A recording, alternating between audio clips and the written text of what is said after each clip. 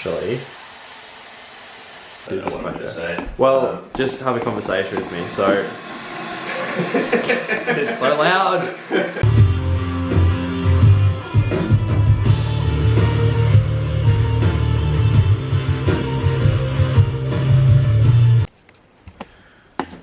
Alright. You seedy motherfucker. So, what are we doing?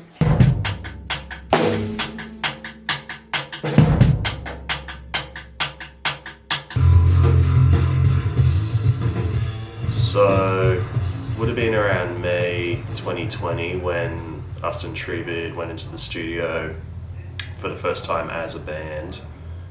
But the band, it actually sort of started in a very different form a couple of years earlier. Yeah, it's recording. Yeah. Hi, I'm Patrick! Fuck. I'll do an intro, I guess. G'day. My name is Patrick Cooke and I play guitar in a band called Treebeard, who are from Melbourne, Australia. We play post-rock and post-metal. Yeah. So yeah, I suppose it would have been early to mid 2017 when I started writing for it proper. Before that I played bass mainly in a bunch of different bands in Melbourne. Originally I'm from Newcastle, which is in a different state of Australia, for those who aren't Australian.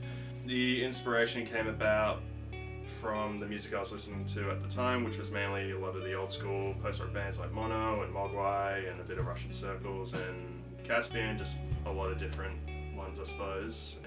I was very used to playing in bands but never like writing for bands because I was always joining kind of later in the picture, coming into like a pre-established vibe and sound, and so I was getting a bit jaded with it, so I wanted to write stuff that was more reflective of the music I was liking at the time, and it sort of just went from there.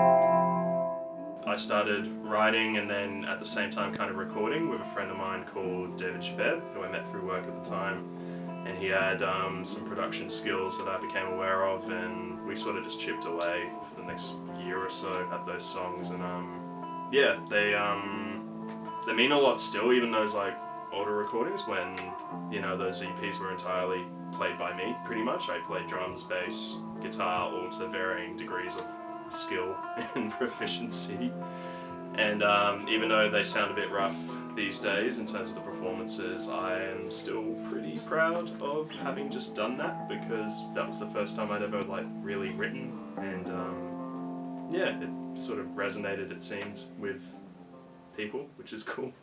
Yeah. Talk to the camera. About what? We're recording Requiem. and we're using a beautiful distortion from this little amplifier.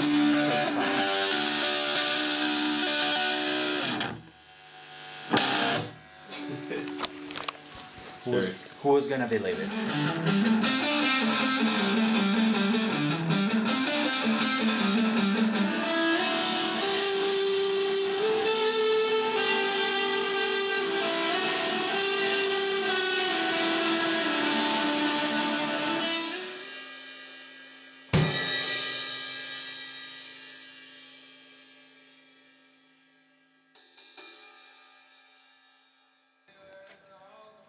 So, just finished up wrapping up drums.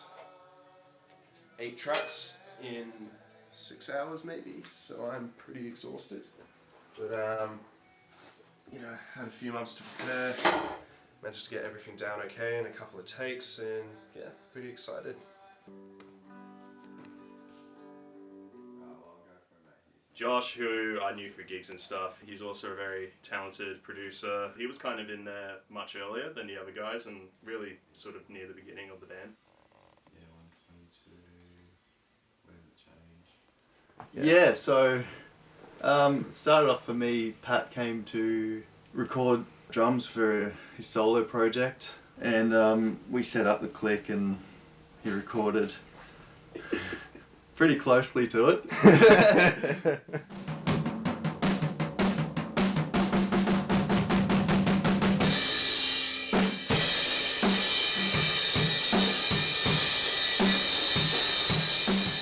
Got all the drums done, and then went elsewhere to do the rest of the stuff, like guitars, bass and vocals, and then it got mixed elsewhere. And then came back to me and we mastered it. Pat asked me to do some guest vocals on one of the songs, and I chose Pollen. I don't know, it stuck out to me as something that I could sing over pretty easily. Just from hearing the demos, I enjoyed that one and had sort of melodies in my head.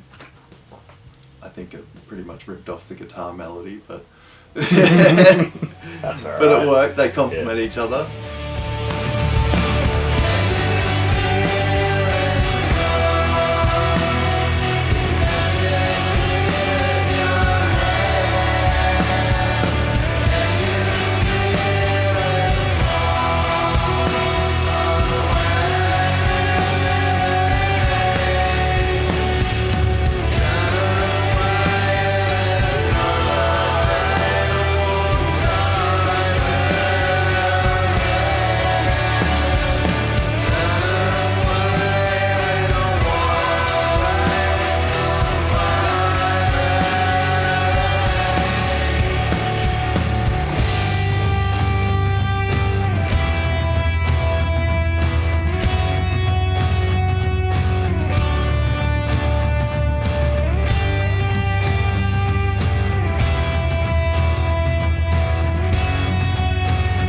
So, Mr. Bo. Thank you for having me. No, you're welcome. Fuck you too. I suppose I played in Cairn with our fellow member Josh. We've been playing together for a long time and been friends for many years. Obviously, Josh is a producer and records lots of bands, and he's recorded a lot of friends' bands. And having known Pat from his time in the Dead Lips, got along with him quite well. Pat ended up wanting to record his solo work with Josh, and they got doing it. And obviously, whenever Khan would go on a road trip, Josh would go, "Oh, this is the band I've been recording. Like, oh, listen how shit this is. Listen how good this is." Kidding. It's always good. But he was, he was playing Pat's music, which was Treebeard at the time, and I was listening to the music in the car, and I was like really vibing. I was really digging it. I'm a big fan of Russian Circles. I've been a big fan of post-rock bands like God is an Astronaut and bands like that for a while, and had always been interested in playing in some sort of band of that style. So I sent Pat a message and said, "Would you be, if you need a drummer, I'm down. I'm keen to join." And from there, that's, the band sort of started forming from that. Friends in the group were like, "Oh, this thing's starting. Oh yeah, I'll jump on this."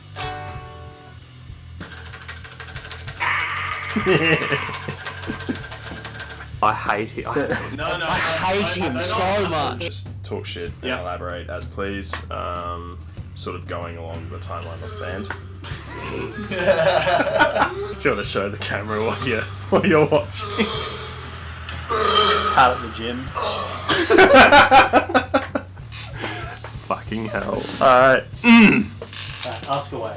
So how I came to joining Treebeard, I guess, it was Pat's solo project. He had some EPs that he was working on, and at the time Bo and Josh and I were all living together, and we were checking out some of Pat's tunes and really liked them, and I was talking to them about the band, and they said that they were going to be playing in it, and I was like, hell yeah, I'm keen to play as well. So as soon as I found out that Bo and Josh were going to be in it, I was like pretty psyched to play, because they've obviously done some cool stuff in Cairn, and they're great musicians, so I was really excited to jump in and play with those guys as well, as Pat too. He doesn't like you.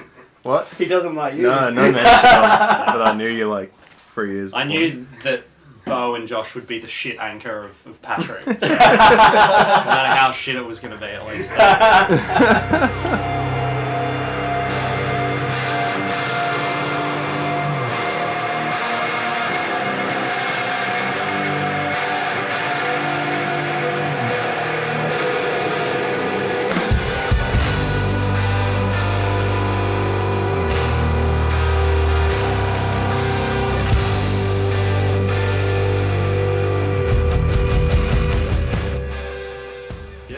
was really, really nice to just have, you know, 3 very talented, very professional, proficient musicians be like, we like what you're doing, can we play it with you? And I was like, fuck yeah.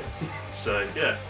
We got jamming. I think, you know, as a band we developed the sound more because we brought our individualness to each instrument, and that brought, you know, a different style of playing drums. It brought a different style of playing bass with Reese, and Josh added his own flair to guitar, and then, you know, this solo project did become a band, and from that, you know, we created our own sound and we started playing some gigs and it was all going really well. No, but the early stuff was good fun. It was just about like bringing some of Pat's songs to life and sort of figuring out our places as musicians in the band and figuring out how much kind of flavour to give all the parts, and just remember playing everything wrong, including 8x0 on the recording where we had to pitch shift one of my notes that I was just playing completely wrong. That was a good time.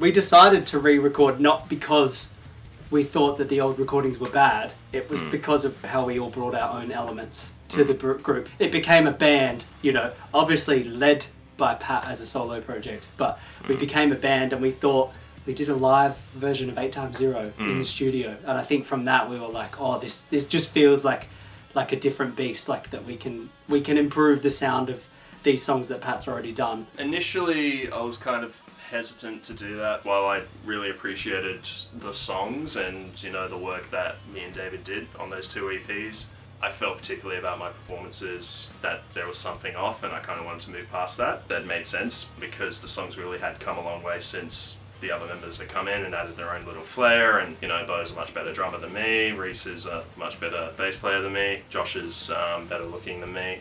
Yeah, I was glad that we did decide to do that, because it also gave us a chance to push the band as a band.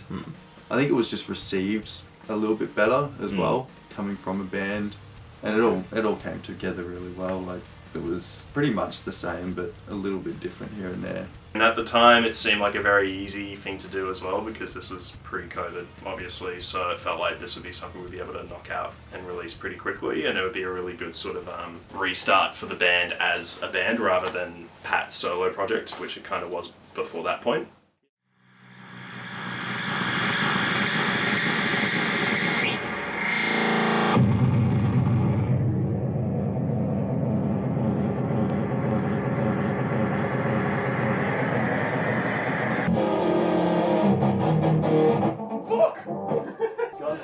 I definitely have to like make a compilation of all the fucking swear words I say every time I make a mistake. It's just gonna be.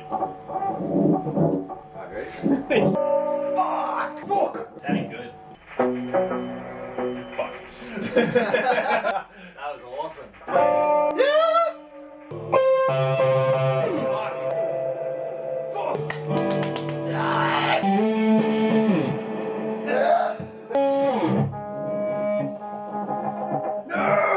We should do that again. That was shit. Yeah, that wasn't great. Alright, yeah. Yeah. Tree cunt.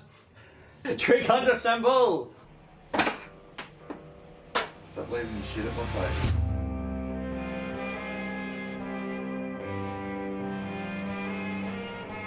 Yeah, it fucking sucked.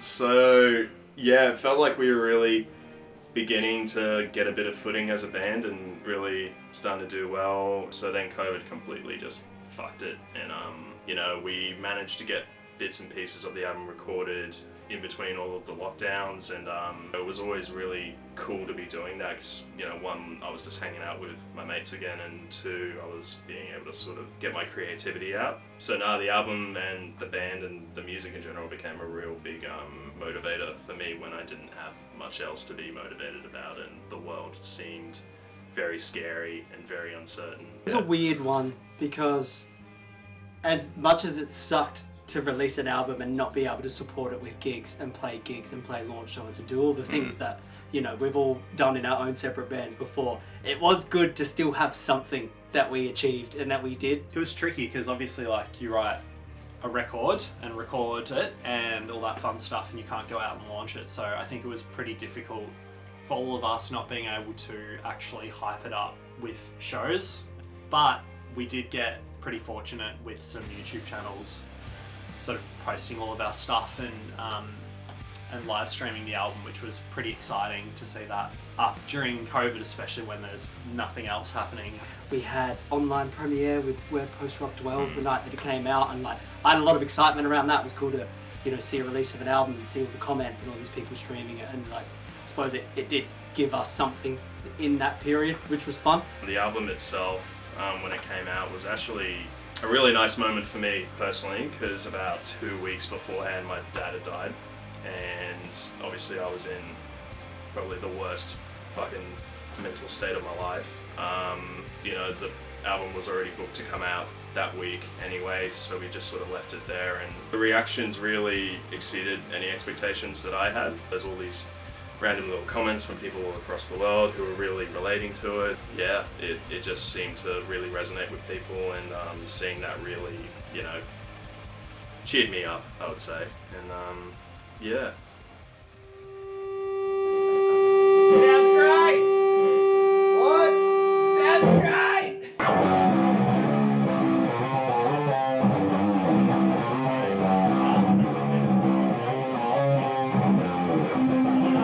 That's alright. Yeah, that's good. Stoned at dinner.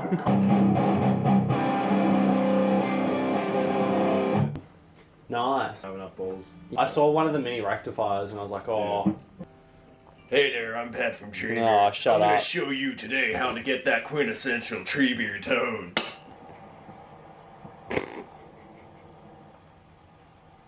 Ah, tuner's on.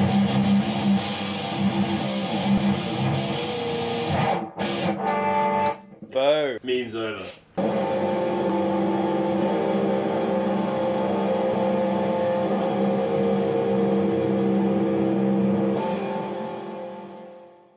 Is that clip loud enough? Is that loud enough? Yeah. No. Moon set off the smoke alarm. What's that? What? Moon set off the smoke alarm. It's real sensitive. Yeah, leave it in. Yeah, no play for it. It's gonna suss out. Oh no.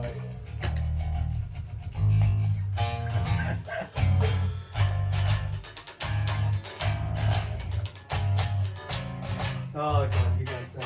I think I'm chewing, but anyway. Let's ruin everything. Yeah, more like rest and like, yeah, sort of Pat.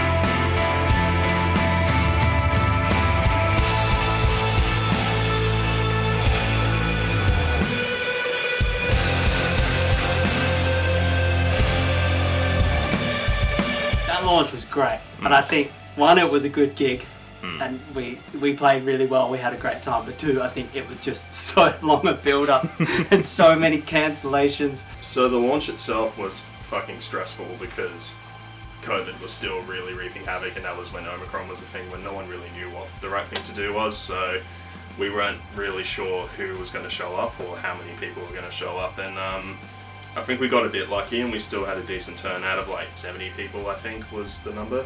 Was that the one where Pat had email 8x0? Yeah. Tuning. Oh god. We won't talk about it. Yeah. Yeah, it was a fun launch. Aside from us playing in drop C and Pat playing in drop F, My guitar completely shat its pants, and dropped tuning from the usual drop C to drop Z sharp or whatever. Playing the guitar. Ended up doing, and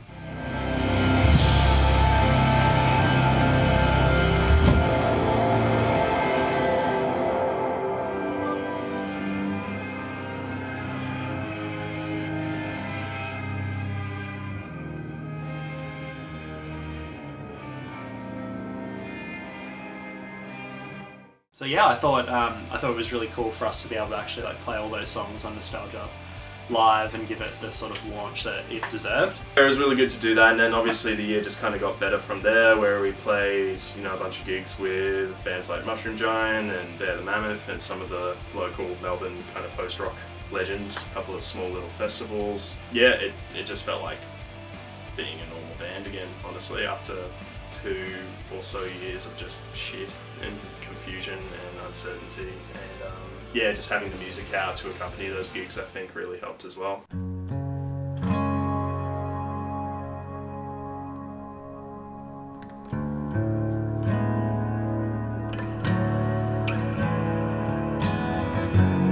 We've spent the better part of the last 6 months writing and arranging the next album, which has been great. That's probably been the most involved I've ever been with a songwriting process. We spent a long time writing this time around as more of a collaborative project. And yeah, like the album's nearly done. It's sounding fucking awesome. It's been really good fun. I think the 4 of us have gelled well. We've bounced off each other really well. We've had a lot of fun. The writing process for this album has been really good for us to develop our sound even more as a band, because obviously for the first album Pat wrote everything and we just sort of learnt the parts and then re-recorded it. But this one we've actually been a part of the writing. You know, we've signed with Birds Records, who are, you know, massive for the genre in this country and have some of my favourite bands, not just in the country but in the whole genre, such as We Lost the Sea and Solkiri and Sleeps Makes Ways. And it's still kind of a pinch me moment to be on that same roster and be working with the same people behind those bands. We just want to, you know, keep releasing music and playing better and better gigs, and you know, just making fans happy and ourselves happy through that. Future of Treebeard for me, just playing more fucking bongs on the bass. Yeah, great to be with Birds Robe, so it's going to be exciting to see what we do in collaboration with them. Also excited to put Snowman out, the Snowman, whatever the fuck it's called, I don't know, I play bass, that's what I do. Keen to... various snowmen. Keen to put that out, and we started sort of road testing one of the songs, and it'd be cool to start working a bunch of those newies into the set as well. And yeah, the hope is just to get back playing shows, just to get back playing gigs, meeting new bands, networking out. Yeah, just want to keep playing, keep pushing and having fun. That's what I'm here for. It's a good year, and hopefully will continue to be in subsequent years, and yeah.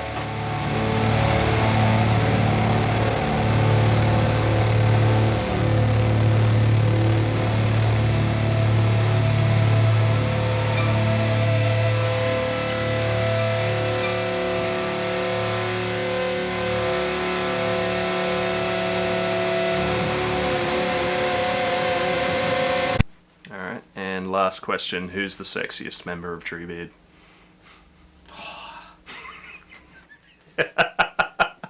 It's got to be Josh. Thank you, Bo. But I say that so he cuts my drum parts well. Who's the worst gamer in Treebeard? Reese. Yeah. Oh.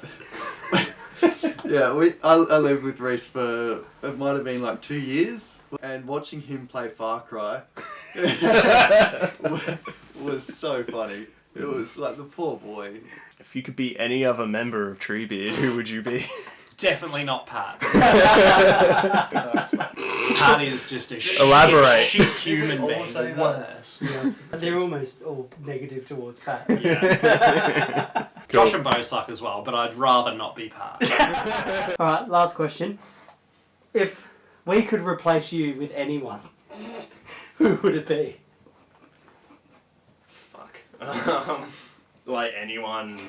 Like hypothetically, it can be anyone. The Great Carly. If and slash when we want to replace you, who would we replace you with? I reckon if we could get Slash to play guitar in Treebeard, that'd be a vibe. Or I don't know, who would you guys want to replace me with? Anyone.